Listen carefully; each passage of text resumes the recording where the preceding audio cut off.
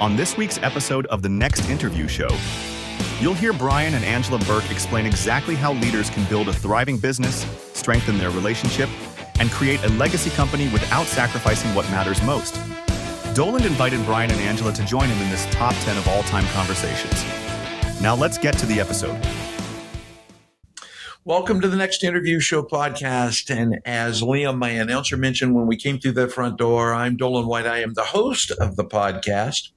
And on a weekly basis, I'm blessed to have conversations with just amazing leaders and people that are changing the way we do business by the way they do business, or by the way they have done business in the past. And today is by far no exception.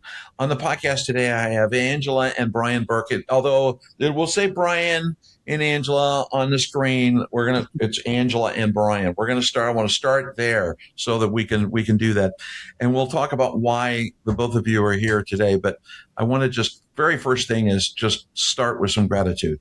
There's 1,000 other places you can be, and you run a very busy business and a busy household, and you're going to take 40 minutes or so and just have a conversation with me. So I want to just tell you, thank you for doing that. Thank you for being willing to share your insights with leaders and offer some things that they probably could learn from you guys. So thanks for being here, and I appreciate you both.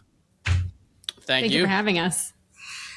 So as I was doing research and leaders, as we've listened to the podcast, I'm on the arc up to episode 100, and I've done something that is a little different if you've not listened to the previous episodes, which is to reach back into the episode vault and reach out to guests that were just extraordinary guests that I really enjoyed the presence of. And Brian was on a podcast with me, episode 48. And matter of fact, we were talking about this earlier this week. It's almost double, right? So 48, this will be 96. Yeah. And that was on July 25th of 25. And here we are recording today on July 1st. So we're about a year from where we last met. Yeah. And one of the topics that came up on that podcast was Angela. And so Angela has joined us today just to make sure we have the straight path on what we're doing. So I'm really looking forward to this. The podcast that we were on together, we spent some time talking about, your background and leadership skills and what it means to kind of abandon some of those things and step out and take a risk and go do a passion, go follow something that's a passion. And not only do that, but go do that with somebody that you're passionate about and someone you love. And I think there are a lot of people that will learn more from this episode about that it is possible and you can go do this and do it very successfully and thrive. And so that's kind of my focus for today as we head into it. So as we get going, I thought maybe it would be great to take a minute just for the guests to get to meet you. And let's talk a little bit about your background, kind of a couple of minutes just about your path to today and where we are. And then I've got some questions teed up that we may never get to. Okay. That sounds good. We'll see how it goes. So Brian, why don't we start with your background, and then Angela, sure. Then we'll do yours, and somewhere in there about how you met maybe would be kind of cool. Even though I know the story, I think it would be awesome for everybody. So sure. Brian, kind of start it off. Okay. So I grew up on Long Island, New York. My first job was a caddy at a country club that I would walk to every morning in the summer. I did that all the way up until I went to college. I still think to this day it's the most important job I've ever had because it had the most impact on me. And I know we delved into that a little bit on our last podcast, but to me, it's still the most important job that I've had. Went to Seton Hall University, was a basketball player growing up, but being 5'5", Division I basketball was not in my future, but I still wanted to be involved with the game. So day 5, my freshman year, I became a manager for the men's basketball team, eventually rose to be the head manager of the basketball team. And my junior year, my coach was fired. And 4 days after that firing, I met Angela. So we went through my senior year and her junior year is our first year of dating. And while she was still going through grad school, and finishing up undergrad, actually, I transitioned to grad school myself. I got my MBA. While I was doing that, I was working for the athletic department, really doing fundraising and development for the university to begin, and then ultimately athletic department. And when I graduated Seton Hall with my MBA, I had a choice to either stay at Seton Hall and continue along that path or start my own business. So I started my own business with absolutely no money and a big rent payment for both Angela and I, because we moved in shortly after graduation. And I started my first company. The first company was called Burke EDU. And I worked with universities and athletic departments and handled all of their fundraising, marketing, and communication strategies. A lot of what that business I was doing for over a decade could be done by AI today. And then I also had time where I was doing K through 12 education, private school education. It kind of got pulled in a lot of directions, and I did that for about 11 years. And then over time, Angela and I both invested in some companies in both ed tech and professional sports, sports and entertainment. And so we scratched that itch a little bit with the angel investment game. And about 2 years ago, we decided to start what we really wanted to always begin. And it was Food First Travel. And we had the plans to launch this right before the pandemic. Obviously a terrible time to launch a travel company. So we put it on ice for a little bit, continued working our day jobs in my business, and here we are today.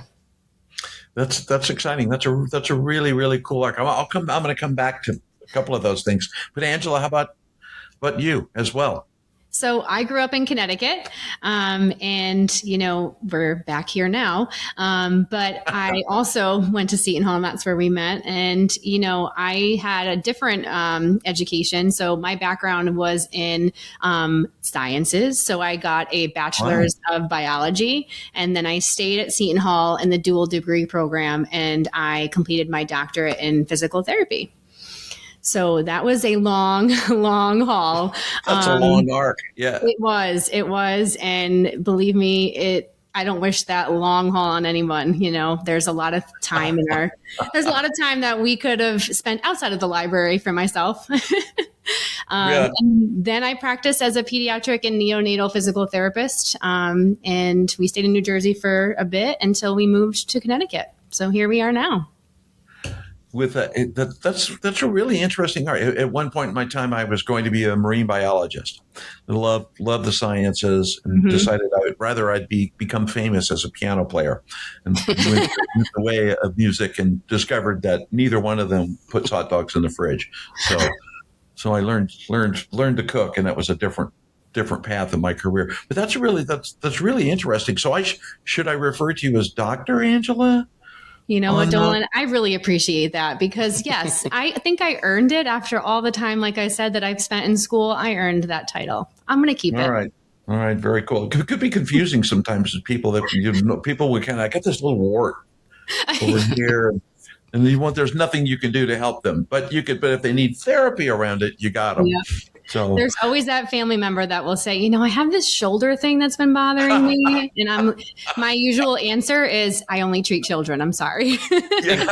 including me. If I have any ailment, it's not taken seriously because I'm not, under 12. Yep, exactly. I understand that. And it's serious. When men have ailments, it's very serious, but that's another conversation I agree. That's episode 3. We'll get to that episode as we're heading into episode 200.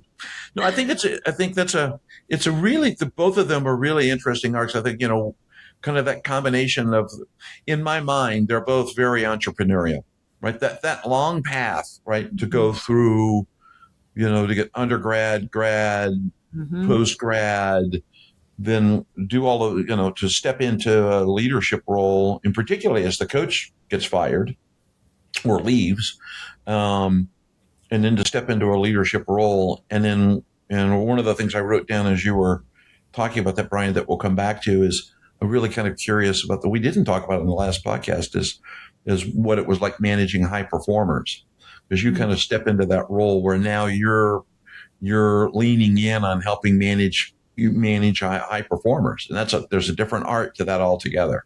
There is. So we'll come back to that. It's on my note right here. We're going to get to it. So when you founded Food First Travel, by the way, I didn't introduce that in the beginning. Both of you are founders of Food First Travel. I'm not sure who has which title, but I'll just call it co-founders of Food First. Angela's probably the CEO. That's probably how it should be. But she's the CEO of the household. I'm the CEO of the business. Okay, good. All right, great clarity there. Since you've met my other half too, that's how it is in my house. Although I refer to her frequently as the cruise director. Love that for her. I just asked for permission. Is this what I'm supposed to do? In here, I can be in charge. So I'm really kind of curious, as one of the things I think that leaders in generally, or people in generally, have a challenge with is fear.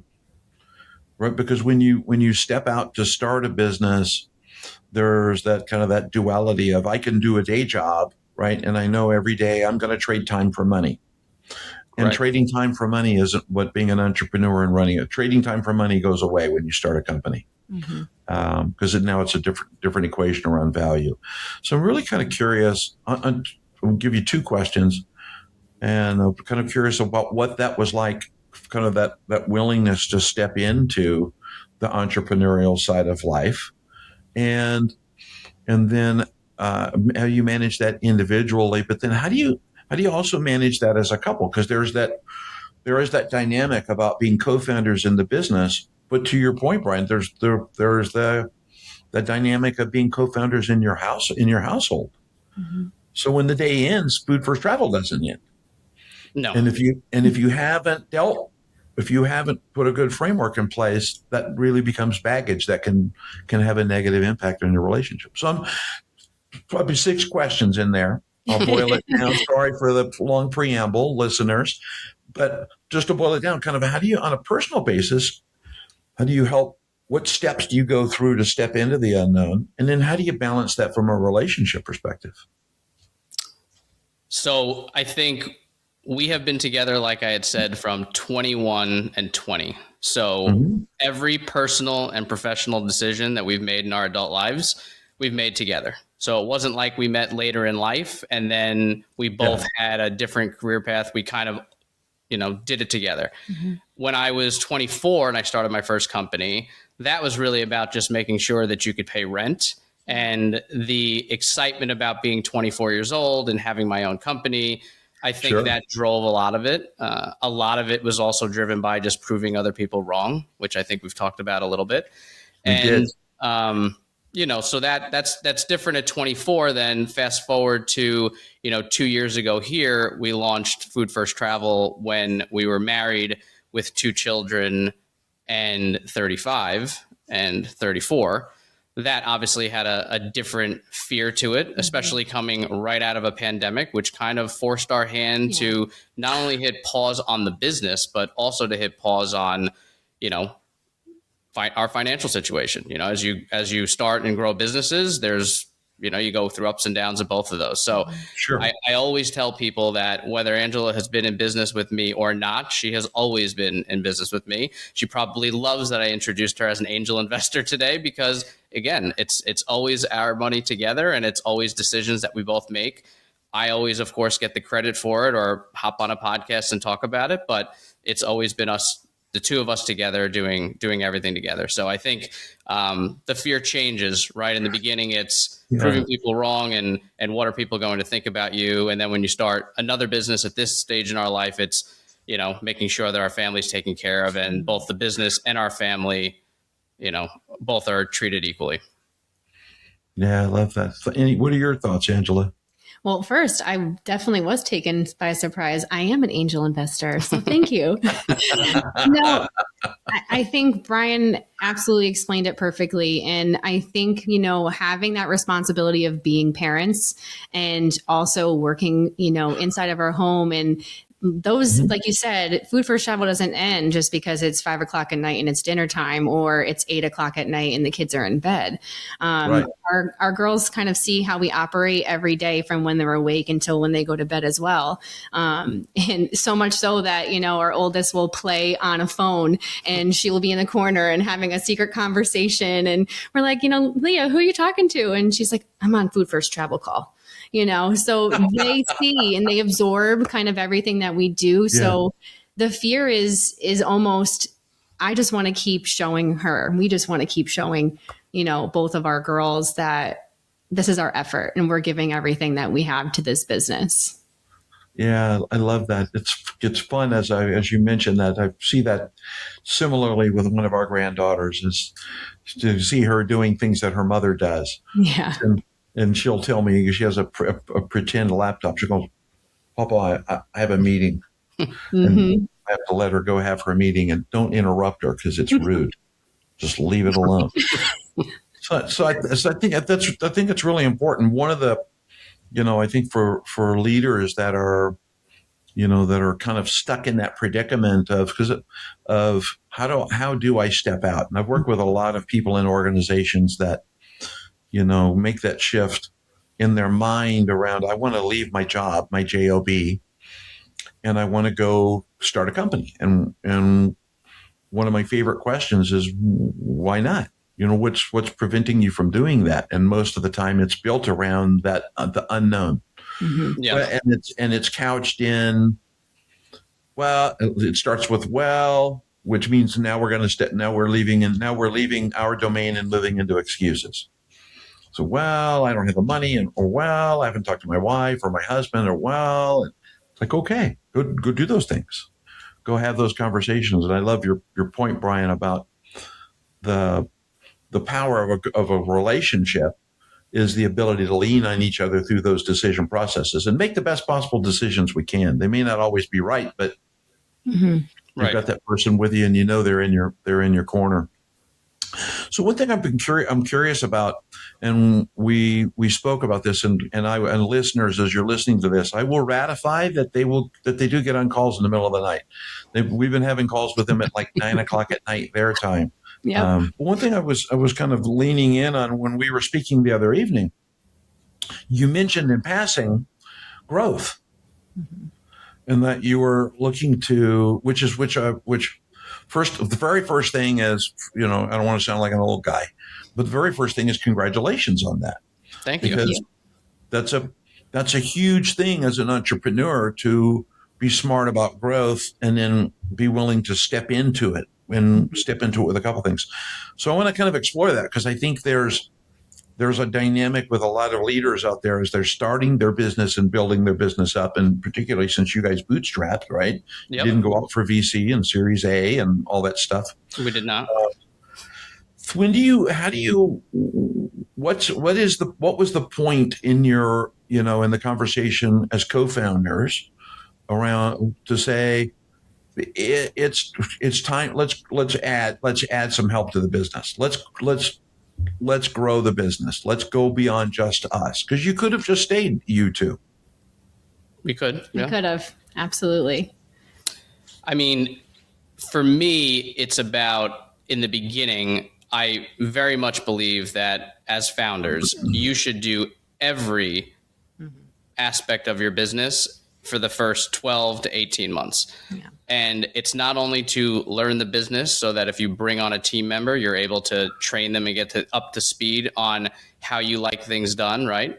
But at the same time, when we first launched to where we are today, it was a very different model. It was a very different product. The idea and concept about traveling through that food and wine lens has never changed, but the way we've presented it, the type of clientele that we've had, the expanded offerings we've had.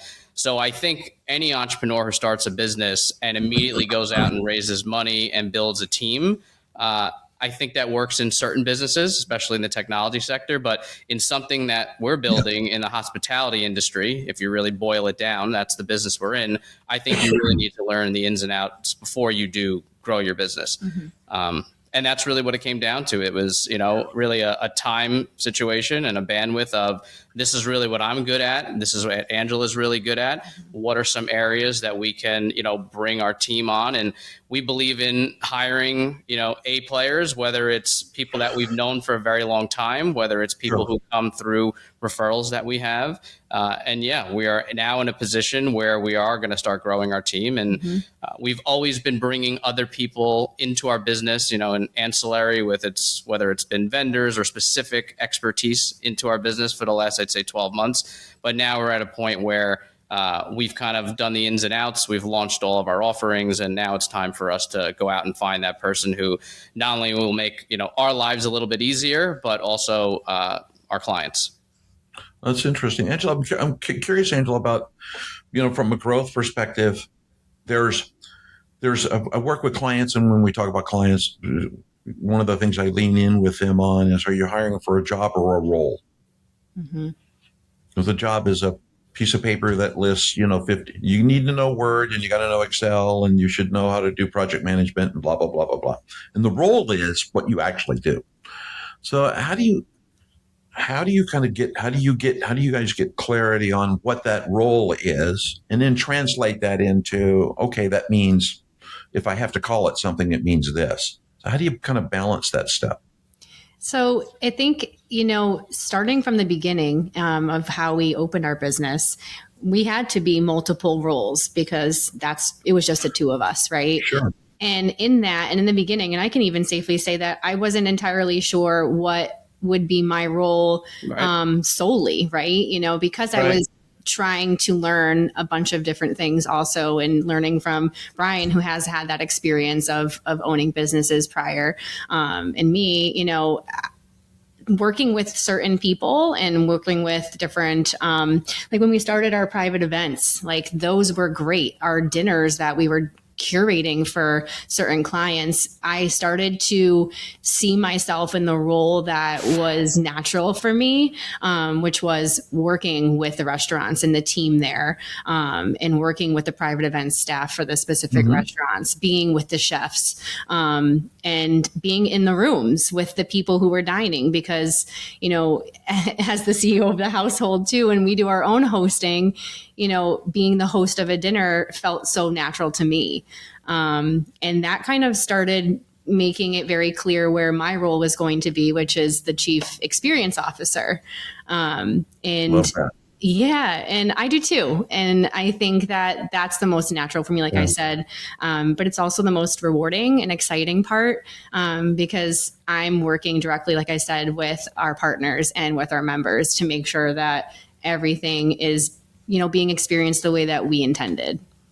I always tell people that I bring people into the business and you stay because of Angela. And actually one of our clients recently, a corporate client, we were doing a private dinner in New York, and I have known him for a very long time. Actually, back to my Seton Hall days, he was my last hire when I was a manager for the basketball team. He was my last hire when he was a freshman.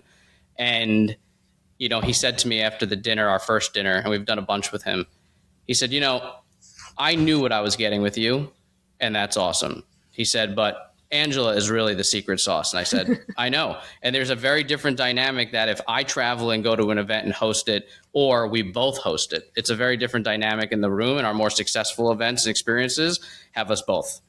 So it was easy to figure out where to put her in after we had the offering for it. But when we first started the company, it was, whatever we need done, more of a utility role for both of us, really. Sure. And now we've identified, okay, well, we really need help in this area and this area. And again, that will just free up our time to make sure that we're able to focus on things that we're both, the best at. Yeah. Yeah. I think that's such a great move for your business, for any business, right? Which is, and I agree with you both. When you're starting a company, it is everything from take out the trash, be a plumber, cook, feed the kids, go to the store, whatever's got to happen. You're it, right? But as you grow, I think it does become zones of genius. And then what things there's a exercise I take clients through to kind of think about that. But I love the fact that you broke the code on that. What are the things that we can take off of our plate that give us a chance to multiply the value of the business? And you said something I think that's really important. Angela. Not that you haven't said important things before this, but something that's very important. But one of the things I love is the title of Chief Experience Officer. And because early in my career, I had a guy whisper in my ear around people buy experiences. Mm-hmm. They don't buy things. They buy the experience of buying the thing because it's an emotional. Money is emotional, so it's always emotional. So there's an experience that has to be kind of wrapped around that. So I really like that application in your business, and particularly with knowing a little bit intimately about how you guys actually run the company and what you do. So the one thing that I want to kind of take from that is when you mentioned, Brian, just in a fleeting sentence, that's also very important. Although I think it was your first important thing, but that was also very important, which was change. So when you started, there was a model. Right. And then the model evolved, and then the model evolved, and then the model evolved. And we've spoken a little bit about that before. And one of the things I'm kind of curious about is it's a two-part question. The first is, one is, how do you recognize change? Because a lot of companies think that, what got them here today will get them there tomorrow. And it doesn't. That's a flawed law. Yep. So how do you recognize change? And then how do you enable change? How do you get through that? Well, I think a lot of founders, including myself, especially when I was younger, you create something, you bring it to market, you fall in love with it, and you try to put your clients into what you're doing. And even that was no different here, although I had obviously more experience around it this time around.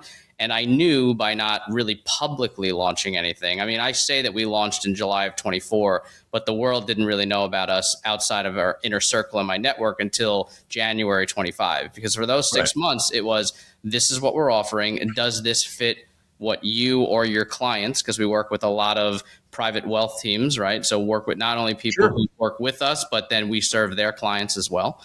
So it was coming up with, what we thought was a great idea versus what was the reality. I'll give you a very specific example.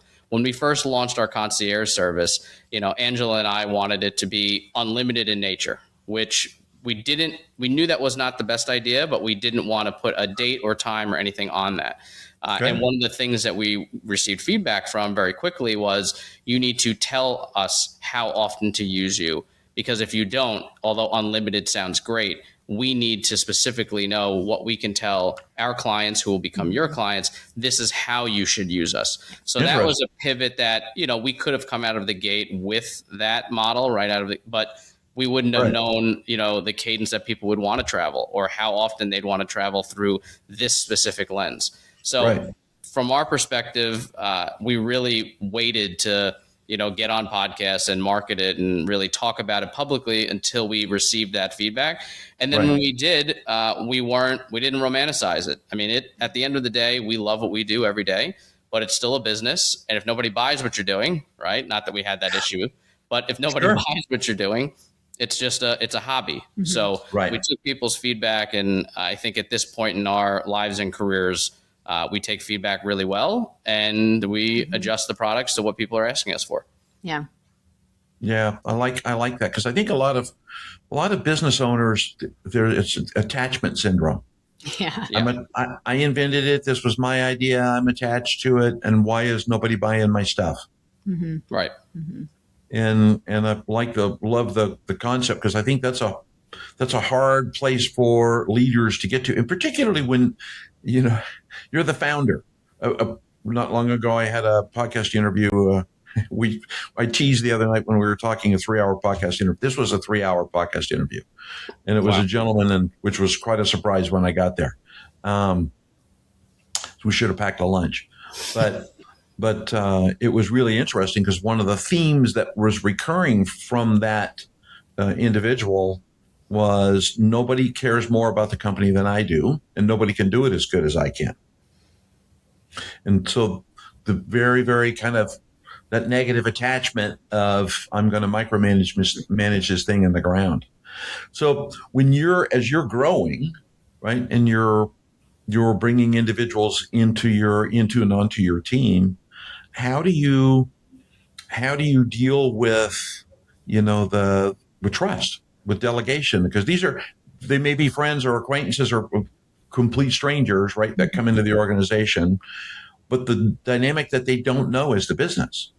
Right. So there's a trust dynamic that's got to get created there. So how do you create that trust with them? I think it's twofold. First and foremost, we talk about this all the time. If we're going to hire anyone, they need to get it. They need to not only understand what we do and why our company exists, but they also need to live and breathe what we're actually selling. Yeah. And to us, I can go out and hire the best salesperson in the world, but if they're not connected to the culinary world, and I mean connected with, loves to travel through that lens, loves to cook at home. If they don't have kind of that through line, they could be very good at sales, but they won't be a good fit for our team. I would rather hire someone who gets it and train them up in the skill that we need. From the trust standpoint, we both feel pretty strongly about this, although we've both seen, situations where this does not work out well. Is I believe in hiring people that you can trust. And if you are fortunate enough to grow your team with either family, friends, or people that you've done business with in the past, I think that that's a big deal. And I wouldn't discount the value of trusting someone and having a prior relationship with them, because you might be concerned about how it can impact your relationship going forward. Yeah. So it's something that we strongly believe on, and we'll see if it actually works out, that thesis, but it's something that we're always talking about here. And we've even said that. I'm sorry, go ahead, Doland. No, go ahead, Angela, with your thought. Yeah. We've even said that to people, we would love to work with people who are in our immediate circle and people that we trust. And I think it's a prime example. What we say to people that we're in business together. So if that's not enough proof that this is okay, this is a safe move for you, I don't know what else would be. Right. So that's kind of how we try to reel people in for that. I can work with a friend or a family member if I can work with my wife, right? Yeah. That type of aspect. Obviously, we know we have a very strong relationship and we know how to do it, but that's kind of our pitch sometimes to people like, well, what about our friendship? I know you're really good at what you do and I respect that. That's why we want you in the company. Yeah. And I think that's very powerful because it is far more, I'll use the word again, powerful when you engage with friends or family members and you can bring them in and the two things that come out of that. One is the opportunity to thrive because they can make their own path, but then they're aligned to, there's an alignment that comes with that. One of the things that I'm curious about, and I don't want to let this word go by.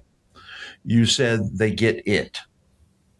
So I'm curious, what is it?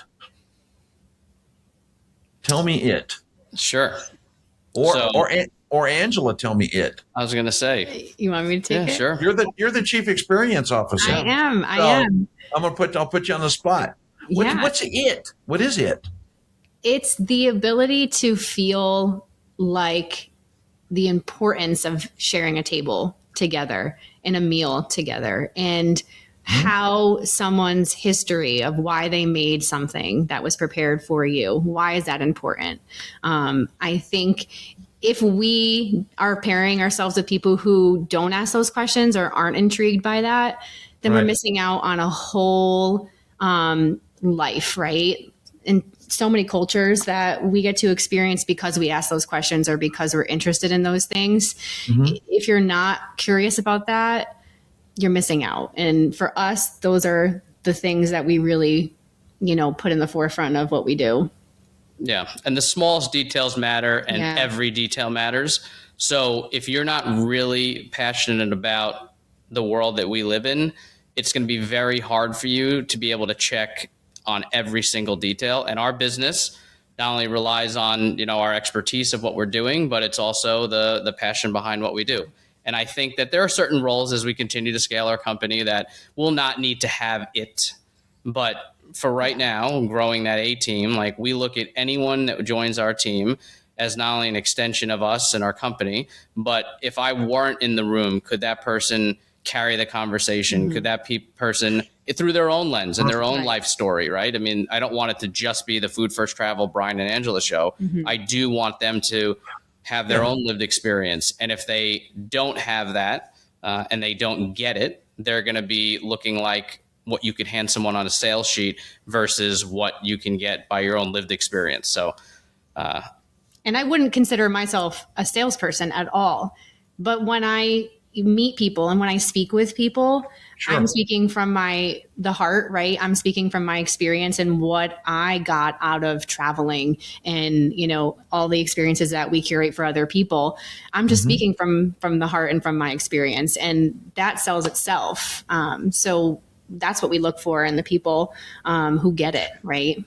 Right. Yeah, and I think that's a very valuable point. Right. When you are, you both have created, so shameless plug moment, leaders. So you've created a business that is really one of the things that fascinated me about the conversation that led to the conversation with Brian originally last year was the fact that the business was founded specifically on the art of developing relationships and developing relationships in an intimate moment where you're breaking bread together or traveling together. And there's a lot of things happen. People say things happen on a golf course. They don't.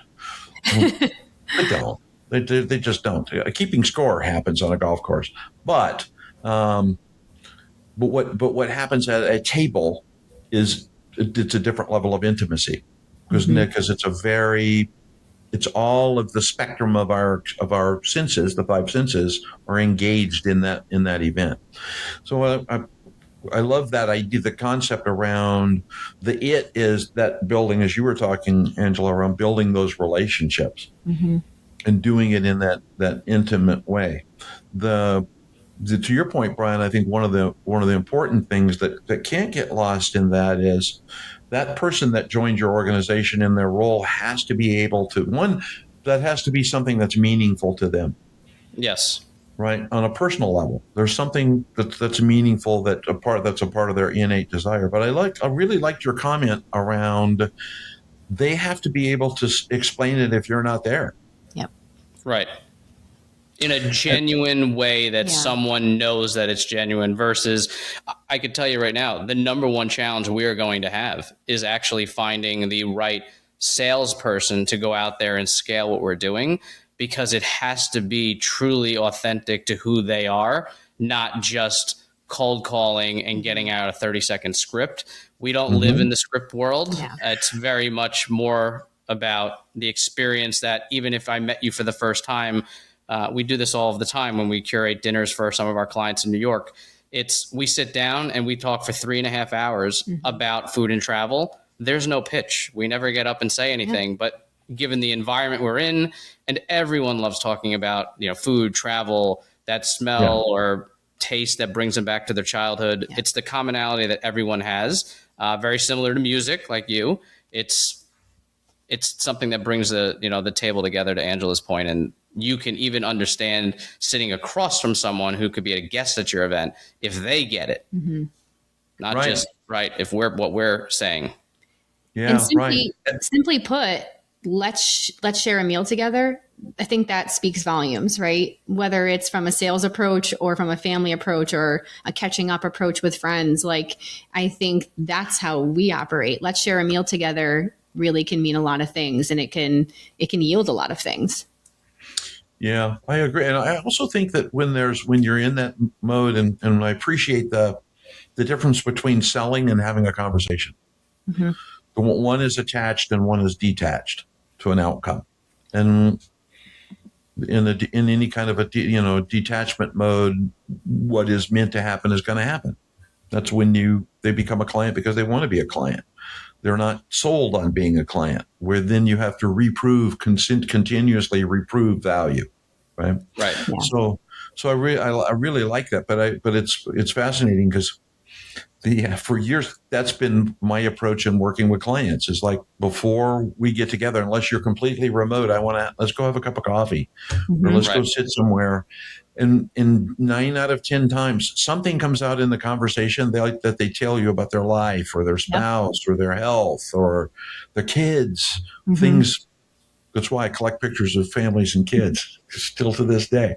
So I like that approach to the business because it's now takes the business away from a buy my stuff kind of an approach to let's have a meal together. Let's go do that wherever that is. And I had to smile to myself as you were talking about that. I can't think of a single trip that I've been on across the body of my career where I don't have a food memory. Right. It's a necessity. You have to eat when you travel. So why not do it well? Yeah. And both good and bad. And what was I thinking memories? Yep. Yes. So especially when you go to China, but that's a different story. Different kind of food experience. So one of the things that I think that comes out of this is, as food first travel grows, though, and you touched on this kind of there was a glancing statement that you made, Brian, that you don't want it to be the Brian and Angela show. Yeah. And which means rather than building a persona-led company, right, there's that precarious risk, and particularly as you're in growth mode and scale mode, to become a persona-led company or a brand. Right. How do you, and it probably was your intent from the beginning. I don't want to put any words in your mouth, but if you were talking to other leaders around them deciding where they're going, how would you kind of come to that decision? Am I going to be persona led or am I going to be brand led? That's a great question. And I can hear different people in my own network right now saying two different things about who's saying about being personally led, and then another being brand led. I think for me, I think that we have a company that is interesting without us. We definitely can elevate the experience, but what we do for a living is interesting versus, when I was in higher ed consulting, unless I was speaking to a university president or an athletic director, what I did at a, quote unquote networking event was just interesting. So it would need to be more personality led. And I think there's a lot of boring businesses that make a lot of money out there where it actually benefits to have the, personality there. Sure. But for us, we've started this company wanting to elevate the story behind the food. So we very much will always be involved in obviously everything that we do from a marketing or sales standpoint, but we want to elevate the stories of the chefs, of the restaurants, the history, the culture, the heritage of where we're going. There's so much there already that we are very comfortable with being the facilitators of those stories versus us having to be all about, having our own shows to talk about wine. I'd rather bring someone into a cellar in Burgundy and show them that story because I find that even personally more interesting. Yeah.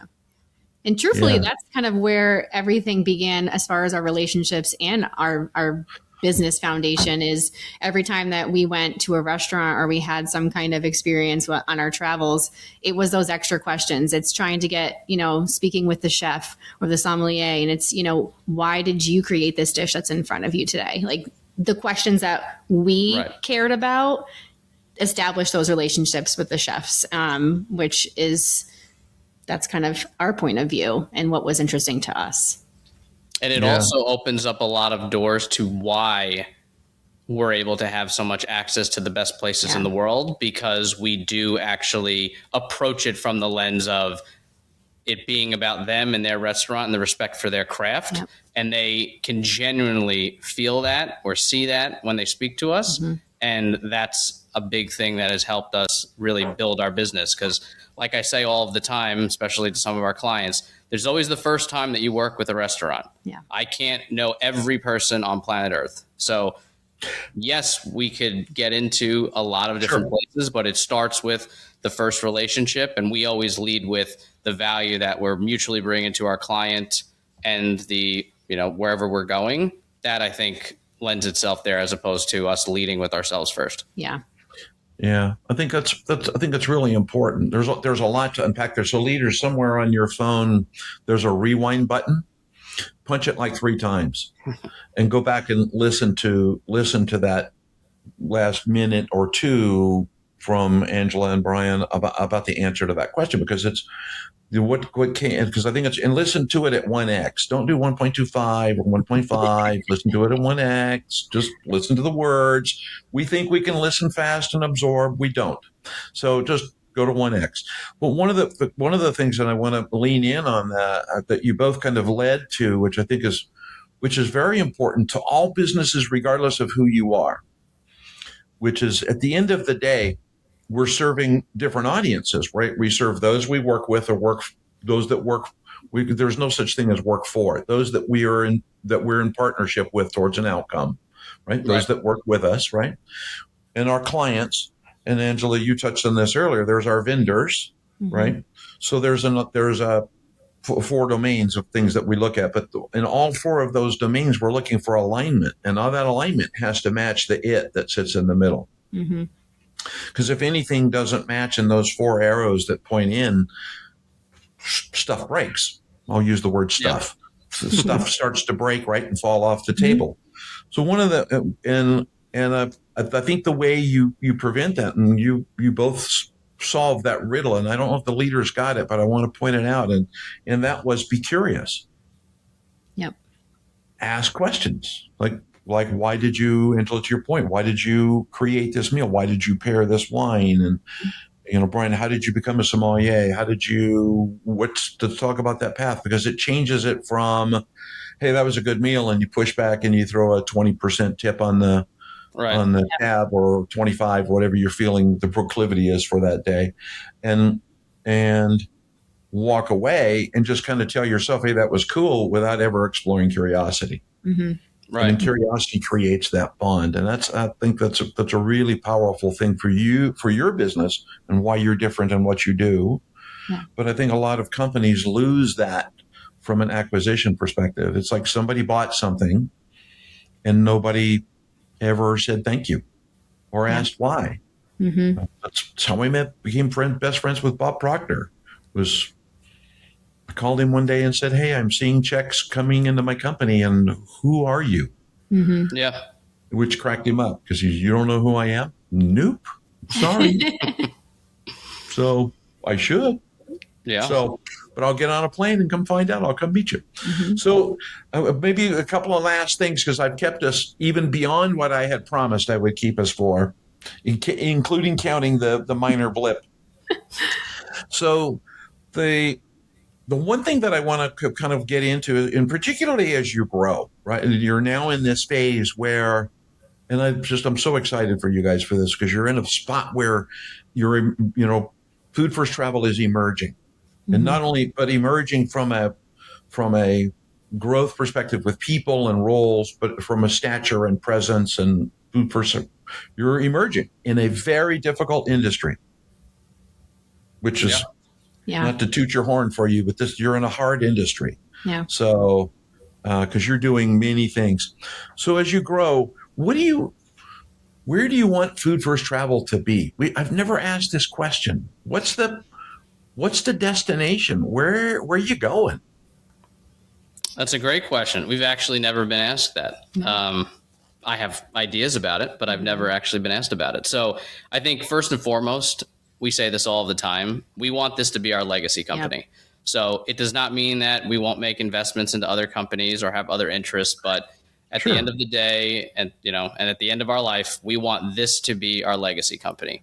Something that if our 2 beautiful girls want to take over one day, that would be great. We're never going to be the parents who force them into that, right, and do a G2 business. But in the event that they are interested in what we're doing, it's a lot of fun already, because we don't do something that mommy and daddy don't understand, right? Our 5-year-old is always asking questions when we travel or go somewhere, or if I'm on a phone call, or she's always already asking the questions, because she can understand what a raviolo at a Italian restaurant is, right? Yeah. So I think that's really cool.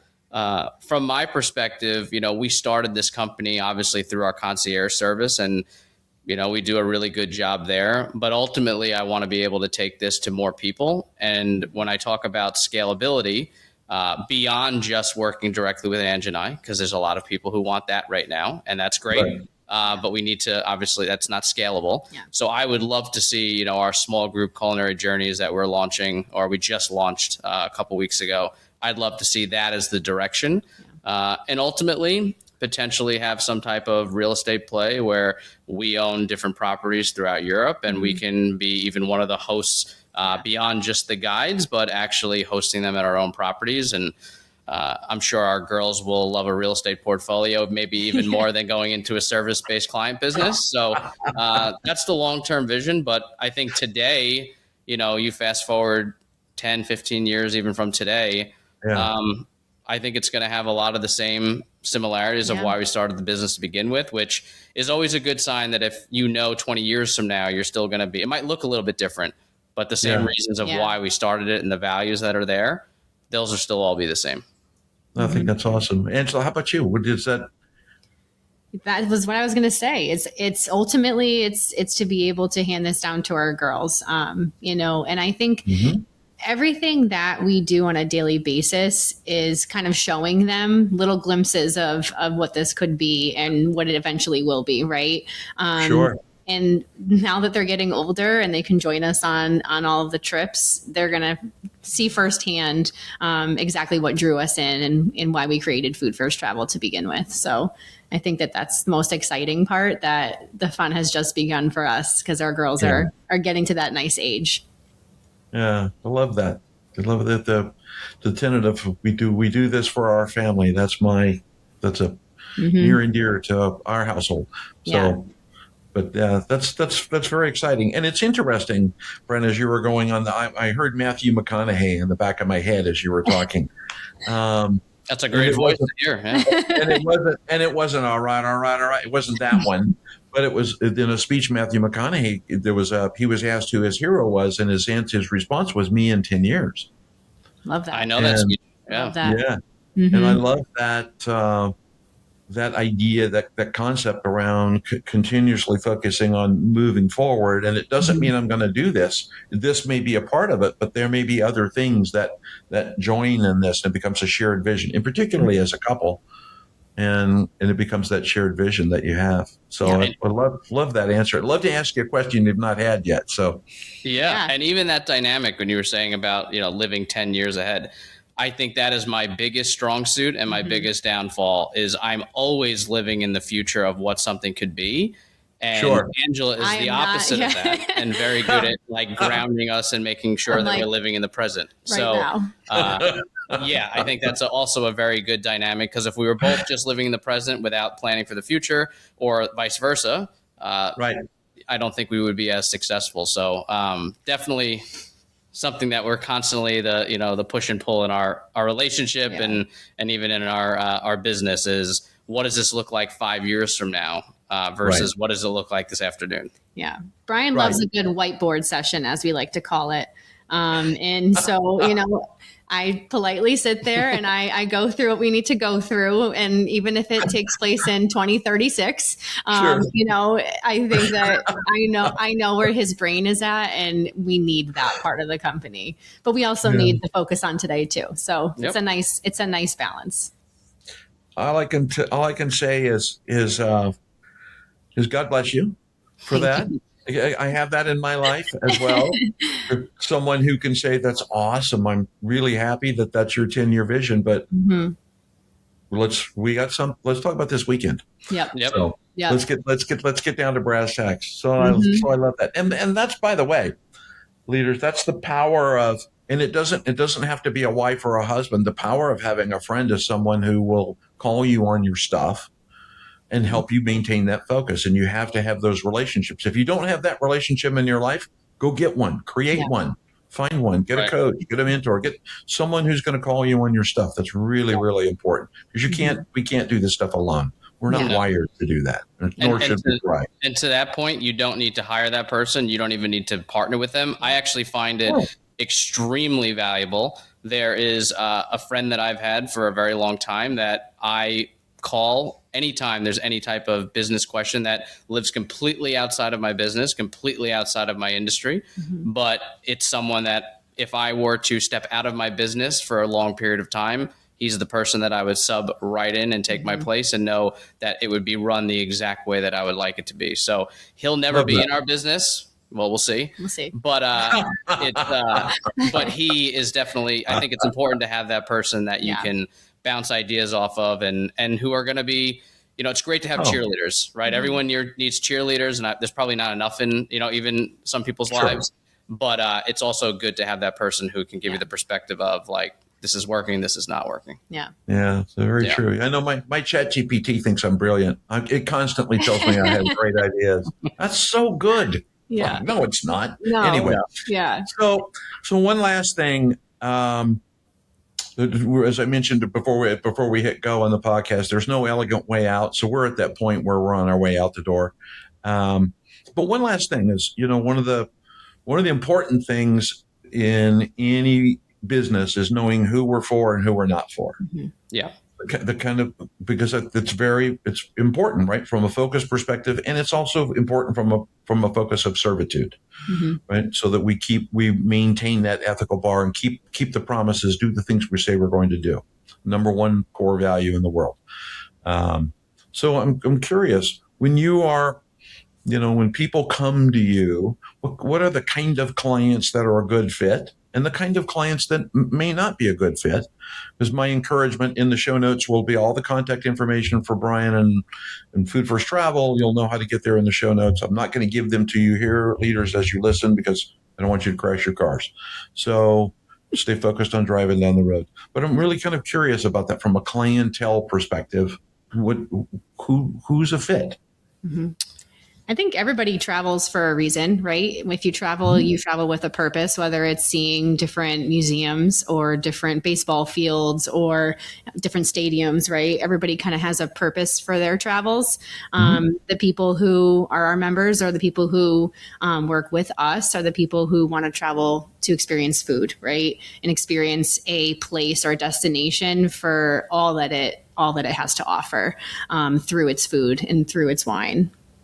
I like to describe it as if you go to Rome and you want to have a private tour of the Sistine Chapel, that is absolutely something that we can do, but that's not the reason you would come to us. Yeah. The reason that you would come to us is because you want to know where to eat the best carbonara in Rome, and you want to learn how to make that carbonara from the best chef in Rome and bring that home from your travels. Right. So I think at the heart of what we're doing is someone who wants to see the world through the food and wine lens and, design and build a trip and a vacation around that and then fill in the gaps afterwards versus to your point that you made earlier, everyone travels and for one reason or another and everyone has to eat. And sometimes it's an afterthought to some people and that's okay if that's not their thing.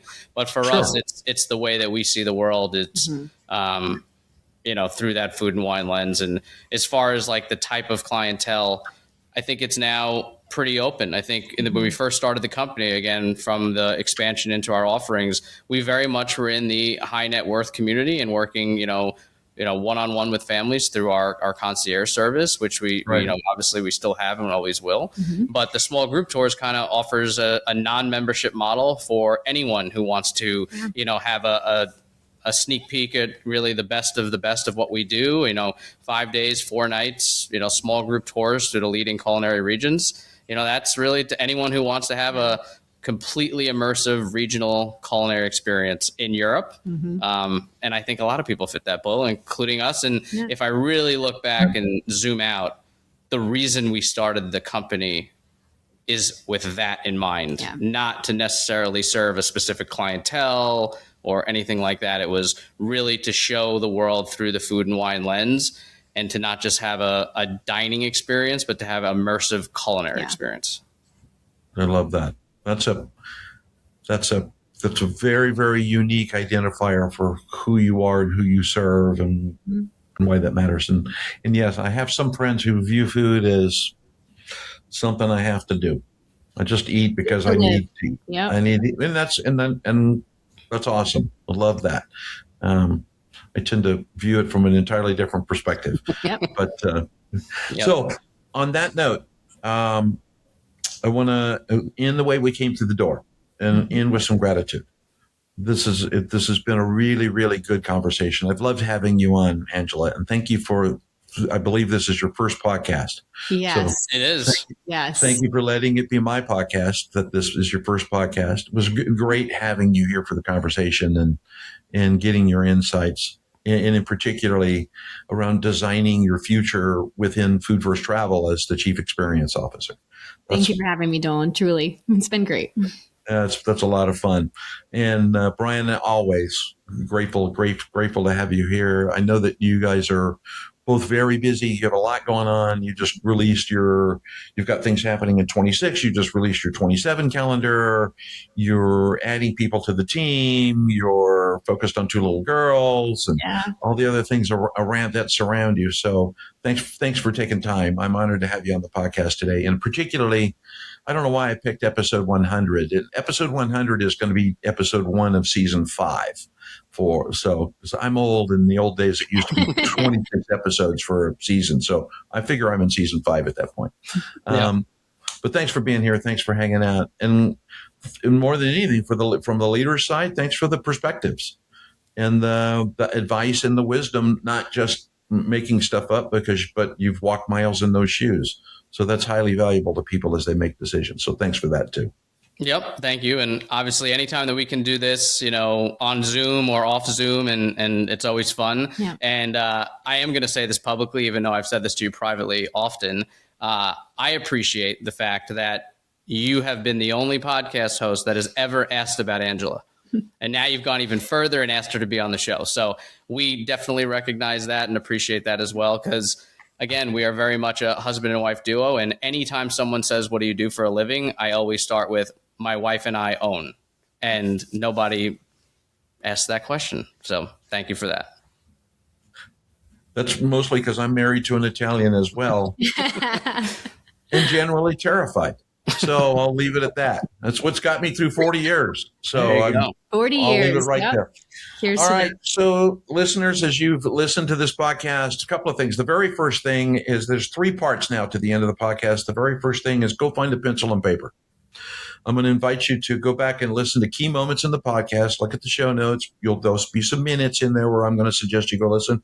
Take some notes and convert the podcast from entertainment to action. Write something down and then go try it and test it. And if it means whether you're stepping forward with a dream or adding people to your team or to the conversation around Angela with zones of genius, as you step out and look for what roles belong in my organization, go back and do that. Convert it from entertainment to action. That's how we succeed.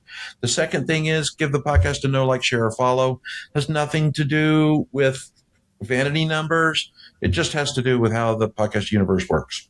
Those things help the podcast be elevated. And I think the podcast is in the top 100 now in Japan. I don't know why, but anyway, I'm in Great culinary destination. Yeah. And I should probably learn more than ikaga desu ka. That's all I've got for the Japanese listeners. Ikaga desu ka. So, which means how are you? They can't answer it because we're on a podcast. The last part of the podcast is, listeners, if you know of another leader who is trying to make a decision or could learn from any of the content of the podcast today, share the podcast with them. My mission is to empower 1 million leaders. Can't do that by myself. We do that by sharing and by helping each other out. That's the only way we do that, is we multiply the effect. So multiply the effect, share the podcast. Podcast is out every Tuesday morning at 6 a.m. Pacific. I'm Dolan. I'm the host. Thanks for joining me. And this is the Next Interview Show podcast. Thanks for listening to this week's The Next Interview Show podcast. Be sure to subscribe to the podcast and then take time to turn what you heard here into action.